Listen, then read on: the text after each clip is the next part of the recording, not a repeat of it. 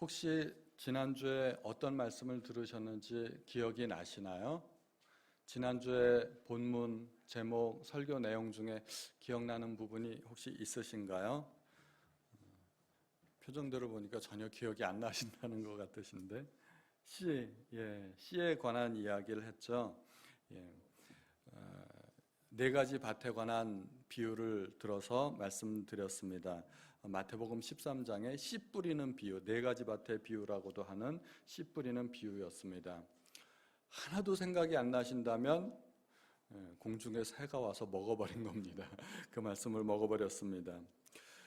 마태복음 13장에서도 씨 뿌리는 비유가 있지만 다른 복음서에서도 씨 뿌리는 비유가 있습니다. 그래서 제가 참고로 말씀을 좀 드리려고 하는데, 누가복음에서는 이렇게 말하고 있습니다. 좋은 땅에 있다는 것은 착하고 좋은 마음으로 말씀을 듣고 지키어 인내로 결실하는 자니라. 듣고 지키는 것. 마태복음에서 말씀드린 그 좋은 땅의 핵심은 뭐였죠? 혹시 기억나시나요?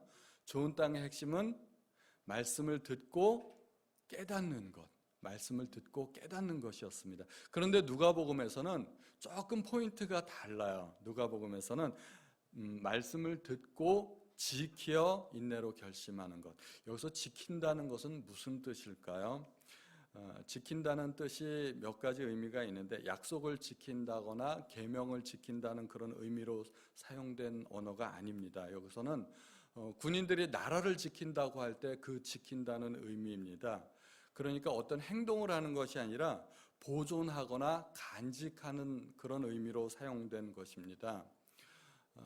예를 들어서 군인이 간수를 지킨다, 보호하고 관찰하는 거죠. 그런 의미로 지킨다는 의미를 사용한 겁니다. 그러니까 말씀을 듣고 지킨다는 것은 말씀을 듣고 실천한다는 의미가 아니고 말씀을 듣고 마음속에 간직한다는 의미가 되는 것입니다. 영어로 말하자면 keep 또는 retain, 그런 단어를 쓰고 있습니다.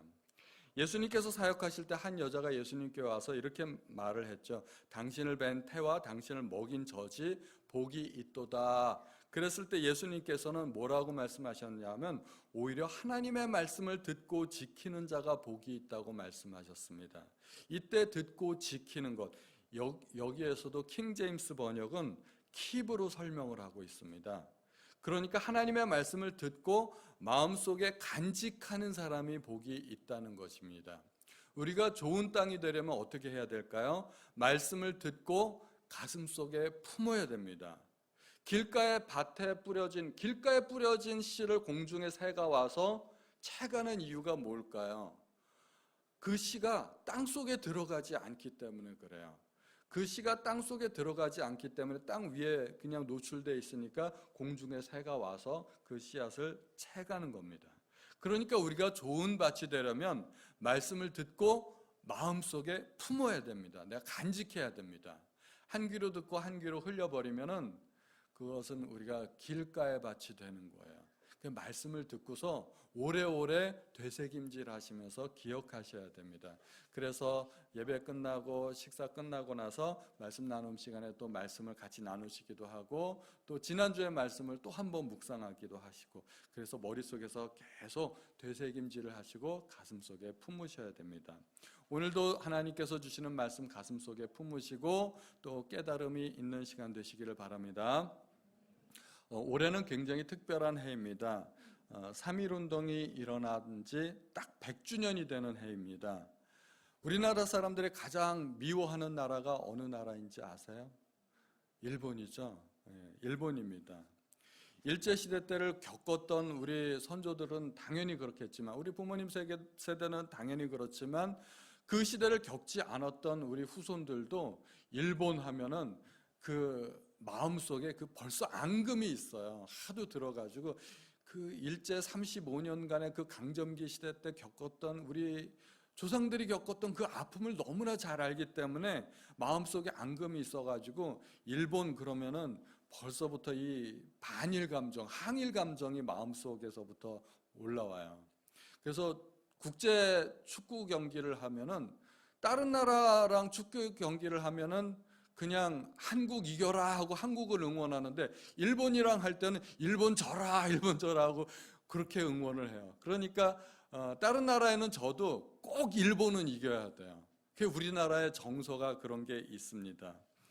그 일제 시대 때 인체 실험이라는 그 미명 아래 산모의 배를 갈라보기도 하고 사람들을 일렬로 쭉 세워가지고 총알이 몇 사람이나 관통하는지 보자고 그래서 사람들 머리를 그렇게 총기 실험을 하기도 하고 사람들 발을 얼려놓고 갑자기 뜨거운 물을 부어가지고 어떻게 되는가 일어나는 그런 반응을 보기도 하고 일제의 만행은 뭐 말로 다 할 수가 없습니다. 심지어 자기들의 그 검도 실력을 뽐내기 위해서 지나가는 사람들을 불러가지고 단칼에 목을 베는 그런 극악무도한 행위를 서슴지 않았습니다. 중국 사람을 장꼴라라고 부르는데 혹시 들어보신 적이 있나요? 그것이 목이 베이고 떼굴떼굴 굴러가는 그런 모습을 표현하기 위해서 장꼴라라고 그렇게 불렀다는데 그 중국에서 그런 만행도 저지르고 그랬습니다. 그뿐만 아니라 우리의 처녀들은 군대에 끌고 가서 정신대로 일을 하게끔 그렇게 만행을 저질렀습니다. 그 할머니들 얘기를 들어보면 어쩔 때는 밥 먹을 틈도 없이 그렇게 일을 했다고 그렇게 이야기를 합니다. 요즘도 독도를 다케시마라고 하면서 자기네 땅이라고 주장하는 그런 일들을 보면서 참 어이가 없고 분노가 치밀어 오르는 그런 감정들을 갖게 됩니다. 정도의 차이는 있지만 침략당한 민족이 겪는 순환은 이루 다 말로 할 수가 없는 것입니다. 침략당한 민족이 대우받으면서 침략당하는 그런 경우가 없습니다. 남녀노소 지위 고하를 막론하고 모든 젊은이들이 또 많은 백성들이 처참한 죽음을 당하게 됩니다. 부녀자들은 폭행을 당하고 살아남은 사람들은 노예가 되어서 강제 노동을 하게 됩니다. 재산을 빼앗기고 삶의 터전을 다 잃어버리게 됩니다. 민족의 문화를 잃어버리고 언어를 잃어버리고 자기의 이름까지도 잃어버리게 됩니다. 민족의 모든 것을 말살당하는 것이 침략당하는 민족이 겪어야 되는 고통인 것이죠. 유대인들도 이런 고통을 한번 겪은 적이 있습니다. 바벨론의 침략으로 말미암아 나라가 망하고 모두가 포로로 끌려갔던 시절이 있었습니다. BC 586년에 바벨론의 침략으로 말미암아 예루살렘 성은 완전히 회파되었고 성문들은 불탔고 많은 유대인들이 포로로 사로잡혀 갔습니다. 그때 포로로 잡혀간 사람들 중에 후손이 바로 이 느헤미야라는 사람이었습니다. 이 느헤미야는 나중에 이스라엘 민족을 이끌고 다시 이스라엘로 돌아왔던 지도자였습니다. 이스라엘에 여러 지도자들이 있지만 이 느헤미야는 그 중에 가장 훌륭한 지도자 중에 한 사람으로 손꼽히는 그런 사람이었습니다. 느헤미야를 통해서 우리가 배워야 될 점이 굉장히 많습니다. 느헤미야는 페르시아 왕의 아닥사스다 왕 때 술 맡은 관원이었다고 합니다. 왕의 술을 맡은 사람들은 아무나 되는 것이 아닙니다. 특별한 왕의 신임이 있어야만 그 일을 할 수가 있습니다. 왕의 생명을 보호하기 위해서 왕이 독살당하는 것을 막기 위해서 왕이 특별히 신뢰할 수 있는 사람들만 왕이 술 맡은 관원을 그렇게 시켰던 것입니다. 그러니까 술 맡은 관원이라고 하면은 왕이 굉장한 측근이죠. 그리고 정치적으로도 굉장히 높은 지위에 있는 사람입니다. 느헤미야는 페르시아에 있으면서 한마디로 성공한 사람이라고 할 수가 있습니다. 포로로서 그만한 대우를 받기가 쉽지 않은 것입니다. 그런데 그의 마음속에는 늘 조국에 대한 걱정이 끊이지 않았습니다. 그런데 어느 날 예루살렘에서 온 형제 한 사람이 있어서 그 형제에게 예루살렘의 근황을 물어봅니다.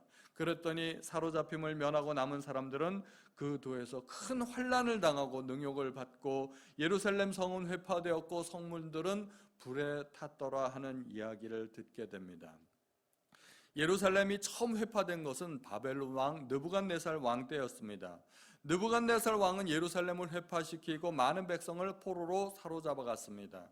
이때 사로잡혀간 사람 중에 한 사람이 다니엘이었습니다. 바벨론 뒤를 이어 일어난 페르시아 제국에 의해서 바벨론은 멸망을 합니다. 페르시아의 왕이었던 고레스 왕은 포로 정책들을 돌려보내는 정책, 귀환 정책을 사용하게 됩니다. 그때 스룹바벨 같은 지도자가 일어나서 이스라엘의 많은 백성들을 이끌고 예루살렘으로 돌아오게 됩니다. 그런데 모든 이스라엘 백성들이 다 돌아오는 게 아닙니다. 남아있던 이스라엘 백성들이 있었는데 이때 아하수에로 왕이라는 사람 왕이 밑에서 하만이라는 사람 밑에서 한 번 또 큰 위기를 겪게 됩니다. 이 하만은 이스라엘 백성들을 멸족시키기 위해서 계략을 꾸며냅니다. 그때 유다 민족을 구해낸 사람이 에스더 왕비였었습니다. 그리고 에스더 왕비 이후에 에스라에 의하여 두 번째 귀환이 이루어지고 또 느헤미야에 의해서 세 번째 귀환이 이루어졌습니다. 그렇게 이스라엘 민족은 세 차례에 의해서 큰 민족적인 대귀환이 이루어졌었습니다.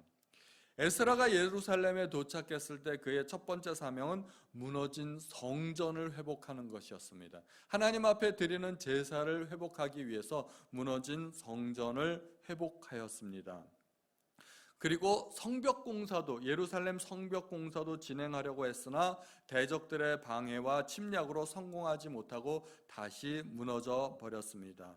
느헤미야가 들었던 예루살렘 성의 회파 소식은 아마도 에스라 때 있었던 그런 일이라고 생각이 됩니다. 어쨌든 예루살렘 성은 BC 586년 느부갓네살 왕에 의해서 처음으로 회파된 이후에 느헤미야가 돌아와서 BC 445년에 다시 재건하기까지 140년이 넘는 기간 동안에 회파되어 있었습니다. 무너져 있었고 성문은 불탄 상태로 있었던 것입니다. 그 오랜 기간 회파되었던 예루살렘의 성벽을 느헤미야는 단지 52일 만에 그 모든 성을 중건하게 됩니다. 140년 동안에 버려져 있던 이 성읍이 하나님께 헌신된 한 사람이 나타나니까 이 일이 이루어지게 됩니다. 하나님께는 그런 사람이 필요한 것입니다. 역사는 많은 사람들에 의하여 이루어지는 것이 아닙니다. 역사는 하나님 앞에 헌신된 이 한 사람에 의해서 역사가 이루어지는 것입니다. 하나님의 일들은 시간이 지난다고 저절로 이루어지는 것이 아닙니다.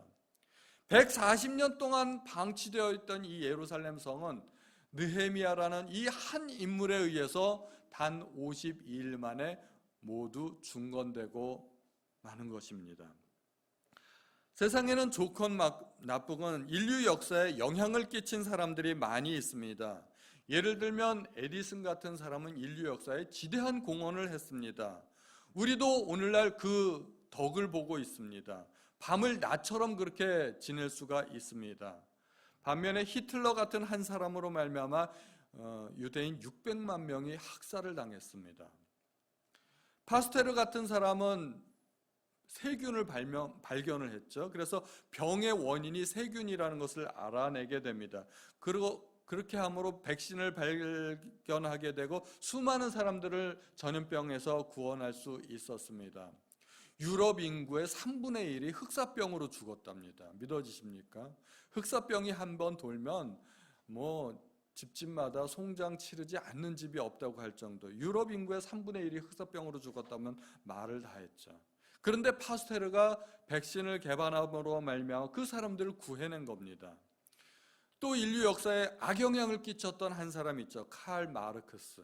이 사람이 공산주의 이론을 개발해냄으로 말미암아 온 지구상의 인류가 그냥 두 쪽으로 나뉘었습니다. 자본주의 사회와 공산주의 사회로 나뉘어가지고 양극화되어가지고 정치적 이념의 차이로 말미암아 얼마나 많은 사람들이 죽었는지 알 수가 없습니다.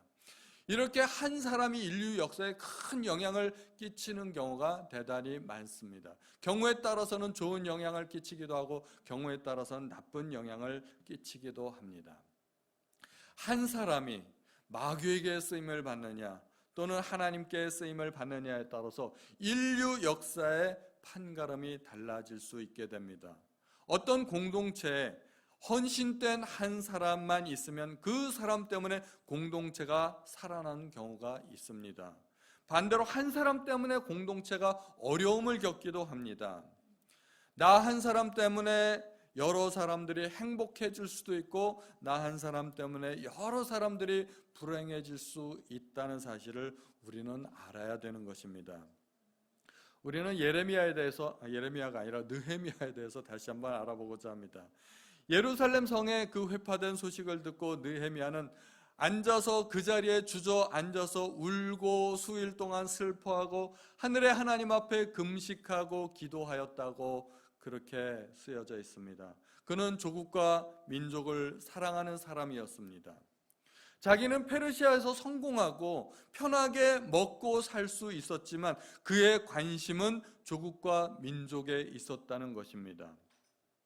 동포의 관심에 있었습니다. 자기만 생각할 줄 알고 나 혼자만 잘 먹고 잘 살면 된다는 생각을 가진 사람은 결코 지도자가 될 수가 없습니다. 지도자의 자질이 없는 사람입니다. 큰 사람이 되려면 일단 생각이 커야 됩니다. 관심이 커야 됩니다.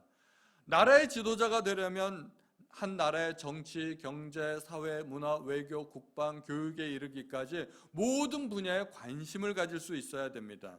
나라 일에 무관심한 사람이 정치가가 될 수가 없습니다. 느헤미야는 처음부터 유대 민족의 지도자가 되었던 것은 아닙니다. 그는 처음에는 단지 이방 왕의 술 따르는 술관원이었을 뿐입니다. 그러나 그의 조국에 대한 불타는 열정과 민족의 아픔을 끌어안고 통곡하던 그의 큰 사랑이 그를 지도자가 되게끔 했습니다. 저는 오늘날 교회에 필요한 사람이 그러한 사람이라고 생각이 됩니다. 목사라고 다 지도자는 아니라고 생각합니다.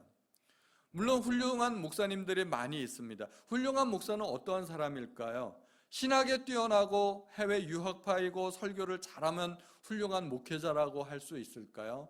그것도 일부 자격일 수는 있겠지만, 그러나 참된 목회자는 성도들을 품에 안고 성도들의 아픔을 내 아픔으로 그렇게 끌어안고 하나님 앞에 나아가는 그러한 목회자가 참 훌륭한 목회자라고 생각이 됩니다.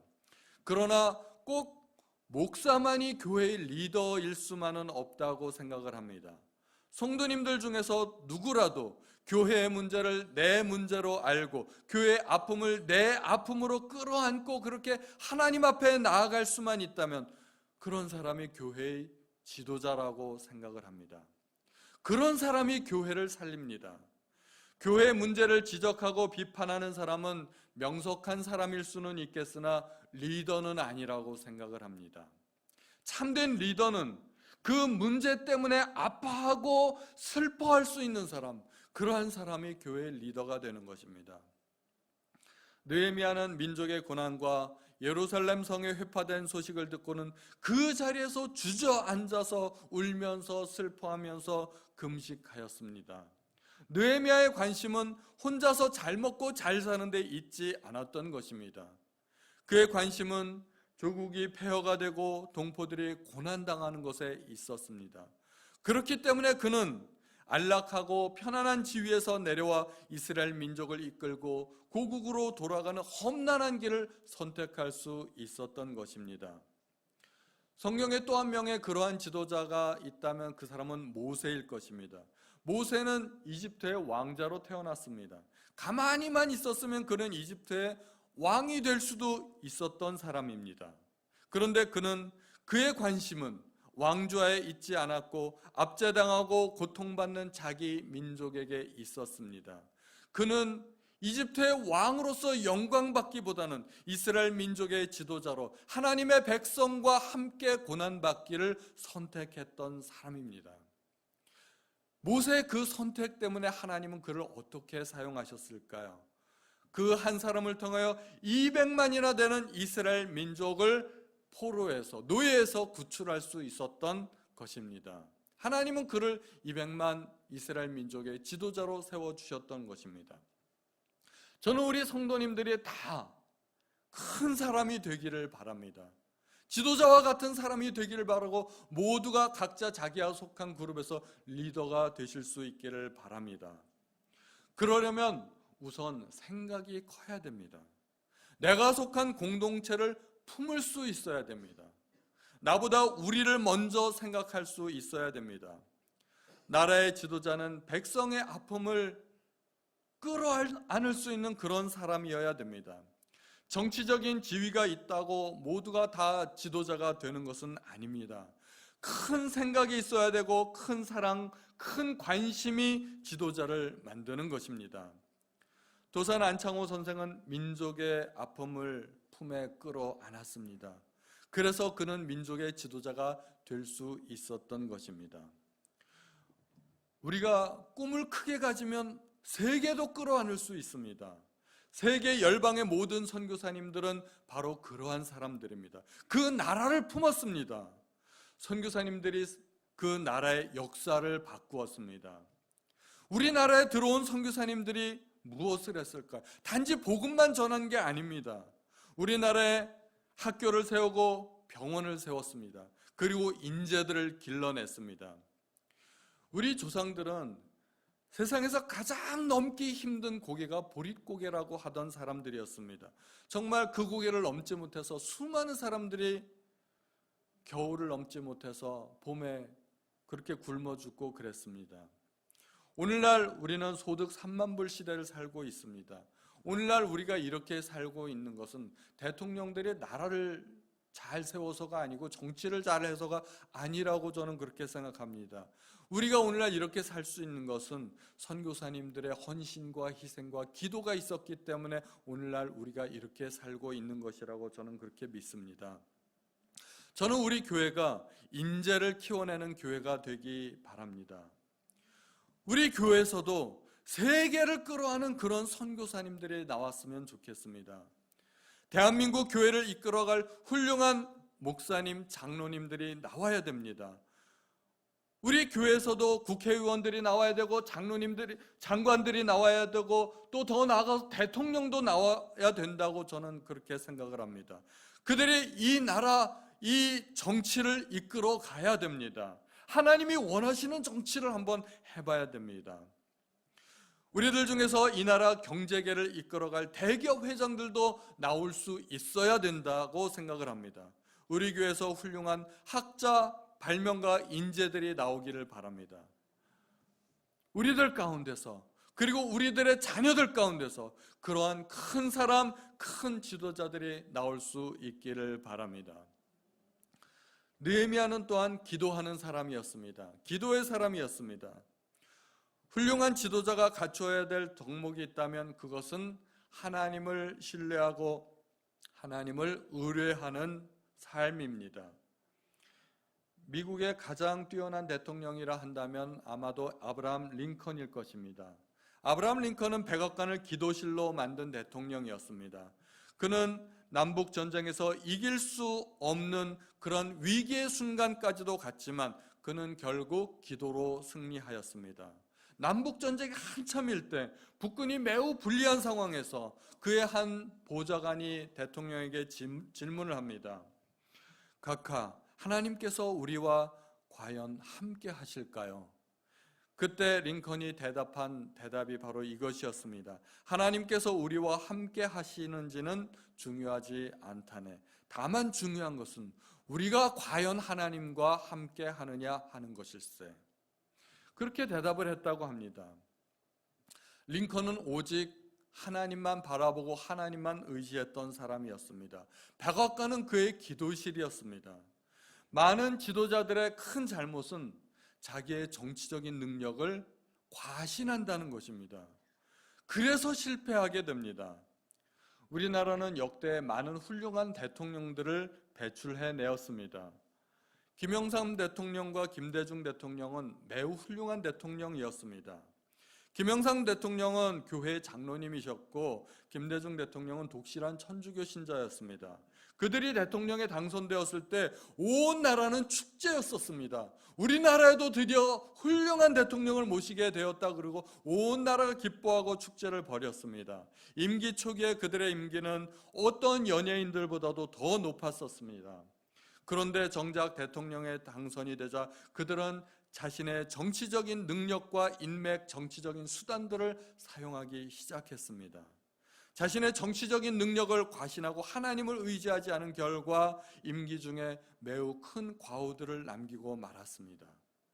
그들은 대통령이 되기 전에는 하나님을 열심히 섬기는 사람들이었지만 정작 대통령에 당선이 되고 나서는 하나님을 의지하기보다는 정치적인 능력을 더 많이 믿었기 때문에 결국은 실패하고 말았습니다. 성경에는 민족의 어려움을 기도로 이겨낸 사람들이 많이 나옵니다. 대표적으로 다니엘이 그렇습니다. 다니엘도 포로로 잡혀왔던 사람이었습니다. 그러나 바벨론의 총리로서 또 페르시아까지 가서 총리로서 목숨 걸고 예루살렘을 향하여서 하루 3번씩 기도하기를 멈추지 않았습니다. 결국은 다니엘의 기도대로 이스라엘은 페르시아 왕 고레스 시대 포로에서 풀려나게 됩니다. 다니엘의 기도대로 된 것입니다.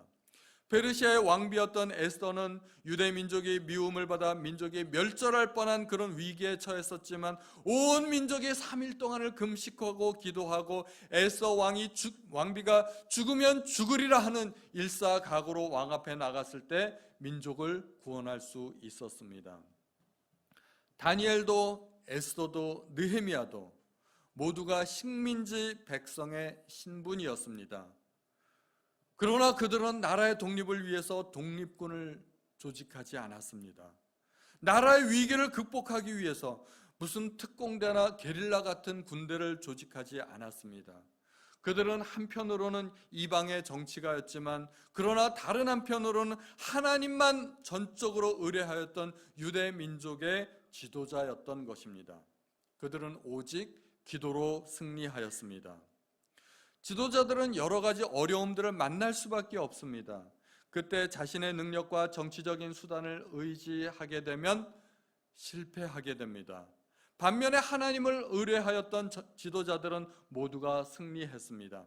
성경에 여러 왕들이 나옵니다. 열왕기 상하, 역대상하에 보면 여러 왕들이 나오는데 그 중에서 나라를 잘 다스리고 국가의 부흥을 가져왔던 왕들은 모두가 한결같이 하나님을 절대적으로 신뢰하였던 왕들이었습니다. 사랑하고 존경하는 모든 성도님들, 저는 우리 성도님들이 모두가 큰 사람이 되기를 희망합니다. 무엇보다도 내가 속한 공동체를 품으실 수 있기를 바랍니다. 내 직장, 내 학교, 그리고 내 교회를 품어야 됩니다. 나보다 먼저 우리를 생각하는 성도님들 되시기를 바랍니다. 또한 하나님을 의뢰하는 지도자가 되시기를 바랍니다. 지금부터 기도하는 그러한 습관을 들이시기 바랍니다. 기도는 우리의 모든 문제를 해결할 수 있는 열쇠입니다. 하늘문을 여는 열쇠입니다. 우리의 능력에는 한계가 있습니다. 내 힘으로 얼마나 해결할 수 있을까요? 내 힘으로 해결할 수 있는 문제는 별로 없습니다. 우리는 하나님을 의뢰해야 됩니다. 훌륭한 지도자 뒤에는 반드시 하나님이 계셨습니다. 그리고 그 지도자들은 전적으로 자신의 문제들을 하나님 앞에 맡겼습니다. 그리고 하나님은 그들을 위해 일하셨던 것입니다. 하나님으로 하여금 일하시게 하는 지도자가 훌륭한 지도자입니다. 내 능력을 믿고 자신이 모든 것을 해결하려고 하는 그러한 지도자는 훌륭한 지도자가 아닙니다. 우리의 모든 문제를 하나님 앞에 맡기시는 모든 성도님들 되시기 바랍니다. 저는 우리 교회에서 새벽 예배, 금요 예배를 드리는데 새벽 예배 때 가끔 보면은 우리 성도님들보다 다른 교회 성도님들이 훨씬 더 많이 나오세요. 우리 교회 성도님들은 별로 안 보이시고 그런데 다른 교회 성도님들이 훨씬 많이 나오는 경우가 있어요. 저는 그런 걸 보면서 참 감사하다 이렇게 생각을 해요. 다른 교회 성도님들은 저렇게 문제가 많아서 하나님 앞에 나와서 부르짖고 기도하는데 야, 우리 교회 성도님들은 만사형통하구나, 하나님께서 정말 크신 은혜를 부어주셔서 하나도 문제가 없어서 이렇게들 안 나오셨구나 생각해 보니까 얼마나 마음이 흡족한지 몰라요. 저는 기뻐요. 금요예배 때도 보면은 우리 금요예배, 새벽 예배 한 번도 안 나오시는 성도님들을 보면 마음이 대단히 감사하고 흡족합니다. 야, 저분들은 만사형통하고 정말 문제가 하나도 없구나. 아, 정말 고마운 일이다. 제가 이렇게 생각하니까 얼마나 기쁘겠어요. 그죠? 그런데 혹시라도 정말 만약에 혹시라도 그렇지 않으신 분이 계시다면, 내가 만사형통하지 않고 조금이라도 문제가 있다고 생각되신 분들이 있다면 하나님 앞에 나오시기 바랍니다. 하나님 앞에 나와서 내 문제, 내 가정의 문제, 교회의 문제, 직장의 문제, 자녀의 문제, 더 나아가서 이 국가의 문제까지 끌어안고 하나님 앞에 아뢰시는 우리 성도님들 되시기를 바랍니다. 그리스도인들은 모두가 애국자가 되어야 됩니다. 우리 가운데서 먼저 애국자가 나타나고 나라를 사랑하시는 우리 모든 성도님들 되시기를 예수님의 이름으로 축원드립니다. 우리 찬송과 같이 582장 어둠 밤 마음에 잠겨 함께 찬양하시겠습니다.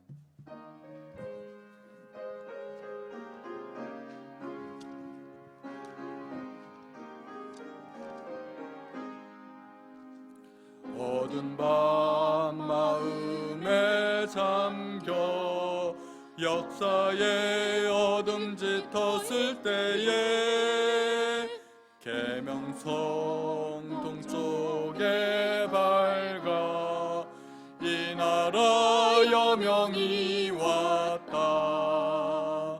고요한 아침에 나라 빛 속에 새롭다.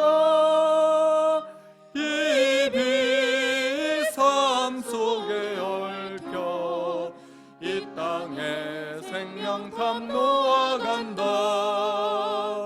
옥도에 뿌리는 깊어 하늘로 줄기가지 솟을 때 가지 희복만을 해요.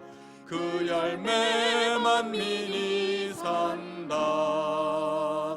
고요한 아침에 나라 일꾼을 부른다. 하늘 씨앗이 되어 역사의 생명을 이어가리. 맑은 샘 줄기 용솟아 거칠은 땅에 흘러적실 때 기름진 푸른 벌판이 눈앞에 활짝 트인다. 고요한 아침에 나라 새 하늘 새 땅아 길이 꺼지지 않는 인류의 횃불 되어 타거라. 아멘. 하나님 감사합니다. 오늘도 말씀을 통하여 깨우침을 주시고 말씀을 통하여 우리가 어떠한 사람이 되어야 되는지 알려주심을 감사드립니다. 하나님, 우리 성도 좋은 교회 모든 성도님들은 느헤미야와 같은 지도자들이 다 될 수 있도록 도와주시기를 원합니다. 조국과 민족을 가슴에 끌어안고 내가 속한 공동체의 아픔을 내 아픔으로 안고 내가 먼저 회개하고 내가 먼저 하나님 앞에 자복하는 우리 모든 성도님들 될 수 있도록 아버지 도와주옵소서. 이 예배를 통하여 하나님, 우리가 더 큰 사람이 되게 하여 주시고 더 넓은 사람들이 다 될 수 있도록 하나님 도와주옵소서. 오늘 귀한 말씀을 주신 것 하나님 앞에 감사드립니다. 우리 주 예수님의 이름으로